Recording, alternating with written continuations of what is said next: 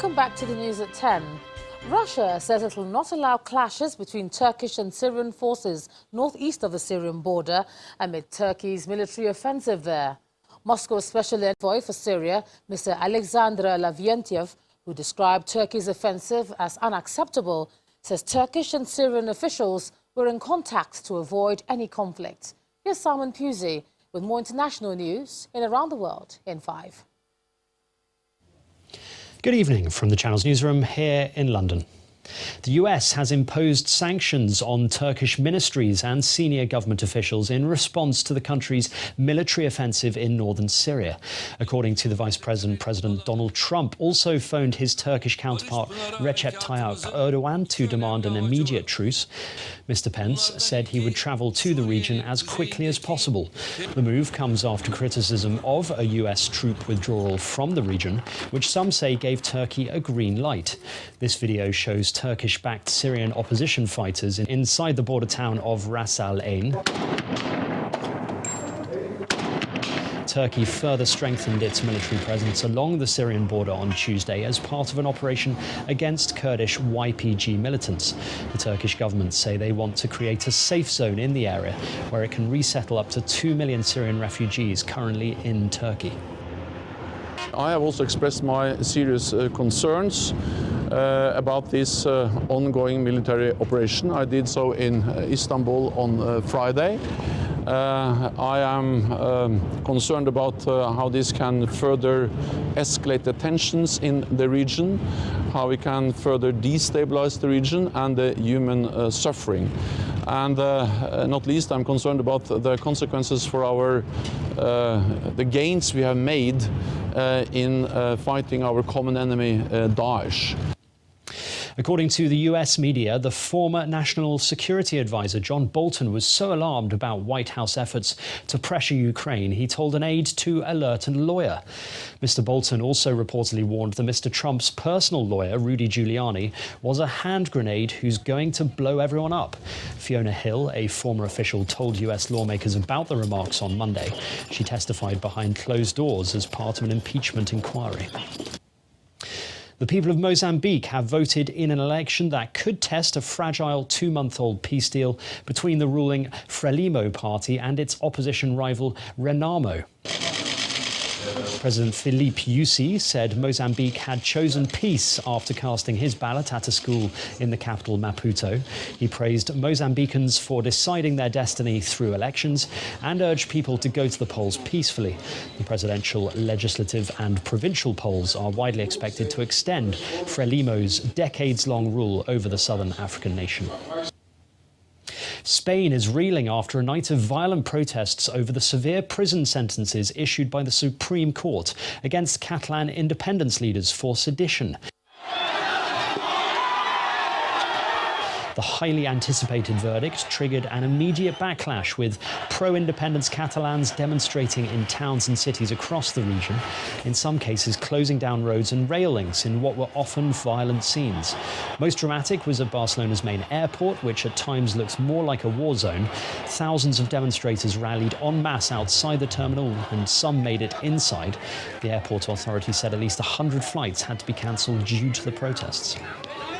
The Crown Prince of Abu Dhabi, Sheikh Mohammed bin Zayed Al Nahyan, has welcomed Russian President Vladimir Putin at the royal airport ahead of his landmark visit.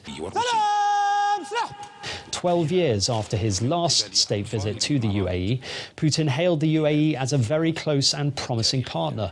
The two leaders will be discussing bilateral ties and regional and international developments. The visit coincides with UAE Russia Week, which features performances of Russian ballet, folk music and dancing in the atrium of the Emirates Palace Hotel.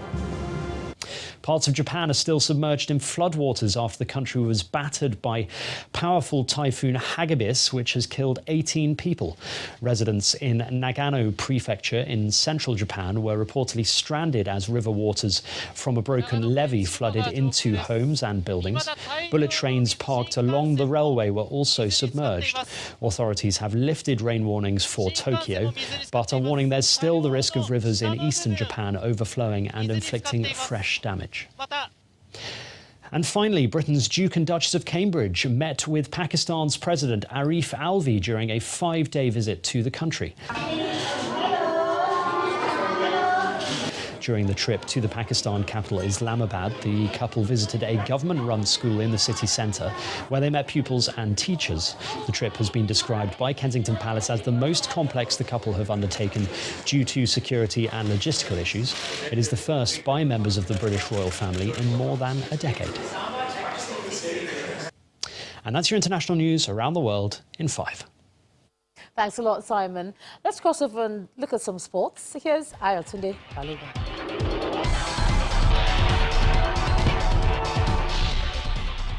Many thanks, Ijoma. The Minister of Youth and Sports Development, Sunday Dare, has confirmed that the ministry is building a new business model in order to attract corporate investment. Mr. Dare said the upgrade, development and management of sports facilities and athletes should not be left for the government alone. But I'm glad to see this model work. We're having conversations with the banks, the financial institutions. We're talking to other A-grade companies to come into sports development. Recall also that apart from football, we've seen some of them also show interest. We like what's going on in football, but then we're going to also drive attention and resources towards other sports. I did promise I will not be a football minister. This is a testimony to it. I've watched basketball games. I'm here for handball. I've watched taekwondo. I've watched table tennis. I've watched badminton. And that's the way it's going to be. We're going to give this sport full attention and support that it deserves. The much-awaited 2019-2020 Nigeria Professional Football League is now expected to kick off on November the 3rd. The new date is being backed by the conduct of the draw for the competition, held late Monday night in Abuja. According to the LMC, the league will revert to its original format of the 20 club sides represented in a single NPFL log. During the course of the season, which will run from November to May, each club will play in a double round-robin system. They will face each other once at their home stadium and once at that of each of their opponents for 38 games each. Super Eagles goalkeeper Francis Uzor is facing an extended layoff after rupturing ligaments in his knee. The 20-year-old suffered the injury after the hour mark during Sunday's 1-0 friendly draw with Brazil in Singapore and had to be carried off on a stretcher. Super Eagles team doctor Ibrahim Gyaran has confirmed the player will be out for 6 months. In search of regular football, Uzor returned for a second loan spell in Cyprus. Uzor, who has played 16 times for the country, made a solitary appearance at the Africa Cup of Nations against Tunisia, but has since regained his starting place and had been picked for both of Nigeria's most recent friendly internationals. And that's a wrap in sports news. I'm Ayotunde Balogun. Back to you, Joma.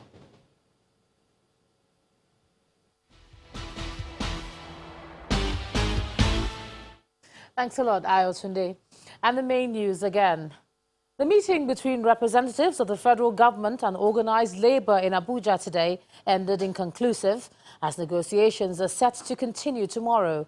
Meanwhile, the United Labour Congress, the ULC, has condemned the planned strike by the Trade Union Congress and the Nigeria Labour Congress, describing it as dead on arrival. Also today, the Senate Committee on Army said over 800 soldiers were killed by Boko Haram insurgents and buried in military cemetery in Maiduguri, Borno State, between 2013 and 2019. And Russia today moved to avert clashes between Turkish and Syrian forces as Turkey's military continued to push into northern Syria. Well, that's the news at 10 tonight. Thanks so much for staying with us. I'm Ijoma Onyato. Do have a good night.